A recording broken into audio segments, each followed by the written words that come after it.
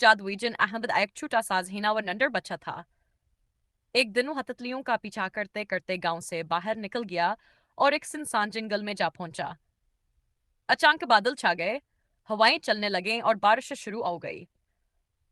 احمدہ ایک پرانے درخت کے نیچے جا چھپا۔ وہاں اسے مٹی میں دھنسی ہوئی ایک نیلی بوتل نظر آئی۔ اس نے بوتل اٹھائی، ڈھکن کھولا تو نیلاد ہوا نکلنے لگا۔ دھواں آہستہ آہستہ ایک بڑے نیلے چمکدار جن میں تبدیل ہو گیا۔ جن نے کہا، شکریہ بچہ، تم نے مجھے آزاد کیا۔ اب تم 3 خواہشیں مانگ سکتے ہو۔ احمد پہلے تو ڈرا، پھر بولا، میری پہلی خواہش ہے کہ دنیا کے سارے بچے ہمیشہ خوش رہیں۔ جن نے مسکرا کر جادو کیا اور پہلی خواہش پوری کی۔ میری دوسری خواہش ہے کہ میری امی ہمیشہ صحت مند رہیں۔ جن نے دوسری خواہش بھی پوری کر دی۔ جن نے حیرت سے پوچھا، اور تیسری خواہش؟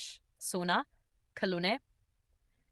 احمد نے کہا، نہیں، میری تیسری خواہش یہ ہے کہ آپ میرے دوست بن جائیں اور مجھے گھر چھوڑ دیں۔ جن خوش ہوا۔